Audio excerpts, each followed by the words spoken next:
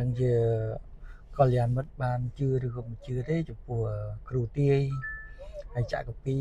ឬក៏ចាក់តម្រាណាបាទនៅពេលនេះគេហៅចាក់កាពីប៉ុន្តែនៅស្រុកស្រែចំការយើងហៅថាចាក់តម្រាអញ្ចឹងណាបាទយើងចិត្តដល់ចូលឆ្នាំមួយយើងគេចាក់តម្រាបាទហើយមែនតើទៅខ្ញុំបានចាក់ចេញពីស្រុកកំណើតមកយូរលង់មកហើយហើយកម្របានទៅផ្ទះណាបាទពេលទៅផ្ទះម្ដងគឺថ្ងៃចូលឆ្នាំឬក៏មុនចូលឆ្នាំថ្ងៃអីចឹងទៅបាទប៉ុន្តែគេចាក់តម្រាឬក៏ចាក់កាពីហ្នឹងកាន់ទីប្រមាណអញ្ចឹងគឺគាត់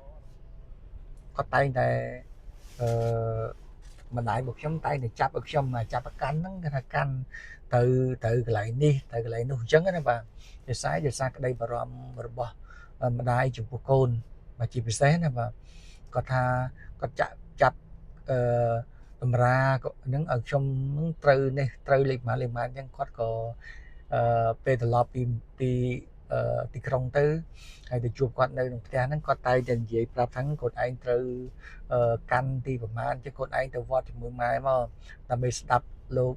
សូត្រទេសនាអំពីកាន់ហ្នឹងថាតើវាមានផលល្អឬផលមិនល្អយ៉ាងម៉េចយើងគាត់តែងតែរៀបចំឲ្យខ្ញុំជារៀងរាល់ឆ្នាំ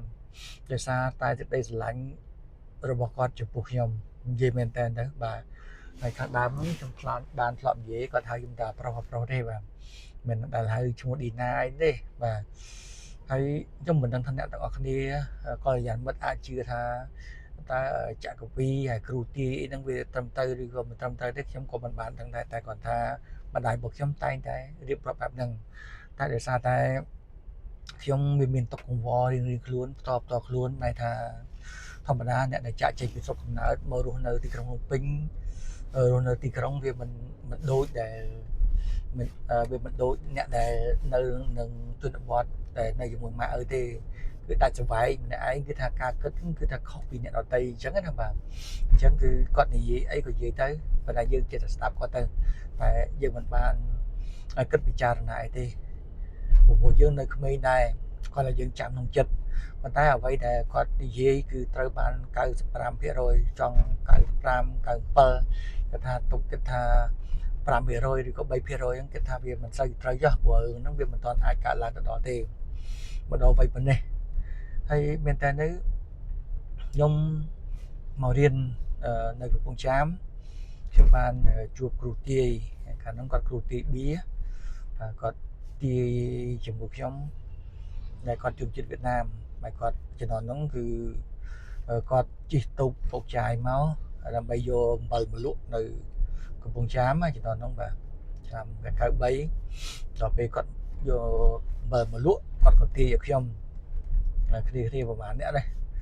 ហើយជា5 6អ្នកគាត់ទាយថាខ្ញុំគឺអនាគតទៅជួលស្រែនឹងស្លាប់បកាហើយតម្លៃមិត្តភ័ក្តិរបស់ខ្ញុំប្រមាណផ្សេងទៀតគឺថាជួលស្រែនឹងនង្គ័លហើយខ្ញុំក៏បានចាប់អារម្មណ៍ដែរពីព្រោះមូលហេតុអីពេលនោះវាលំបាកពេកចឹងបាទលំបាកមែនតើបាទរស់ថាចង់ជប់រៀនតិចប៉ុន្តែនិយាយថាខ្មាស់គេអញ្ចឹងណាបាទអញ្ចឹងក៏ខ្ញុំឈប់ទៅបាទខ្ញុំឈប់គិតជប់អីបញ្ហាទេបាទអត់បានខ្វល់ខ្វាយអញ្ចឹងទេហើយអាហ្នឹងគឺថាទាយសិលឹកនេះប៉ុន្តែថ្ងៃមួយទៀតខ្ញុំនៅវត្តនគរបាជ័យនៅក្នុងខេត្តកំពង់ចាមហ្នឹងខ្ញុំក៏ម៉ោងលិបខ្ញុំក៏ដើរទៅលេងពីសាលាវិទ្យាល័យបរសេអនុខេត្តកំពង់ចាមទៅដល់វត្តនគរបាជ័យទៅឆ្ងាយដែរបាទគាត់ដើរស្ងាត់បាទ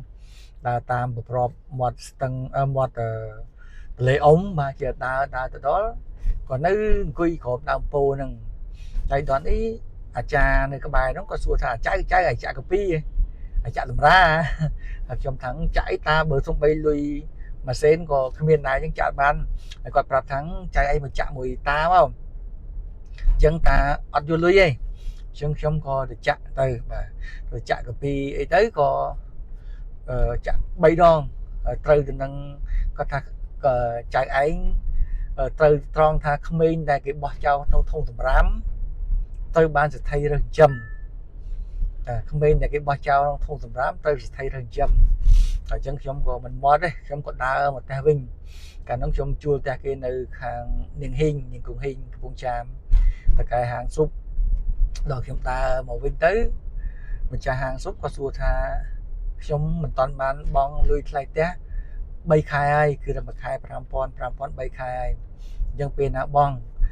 ហើយខ្ញុំថាខ្ញុំផ្ញើសពុតទៅឲ្យម្ដាយខ្ញុំហើយប៉ុន្តែម្ដាយខ្ញុំអត់តាន់ពេលផ្ញើលុយឲ្យខ្ញុំសោះអញ្ចឹងមិនដឹងយ៉ាងម៉េចទេផែសពុតហ្នឹងមិនទៅដល់ហើយសុំជពាក់សិនអញ្ចឹងម្ចាស់ផ្ទះគាត់ថាឥឡូវបើសិនជាឌីណាឯងអត់មានលុយបងឲ្យអីអញ្ចឹងឌីណាឯងទៅលក់ស៊ុបមួយអ៊ីទៅបាទលក់ស៊ុបមួយអ៊ីទៅបាទអញ្ចឹងខ្ញុំក៏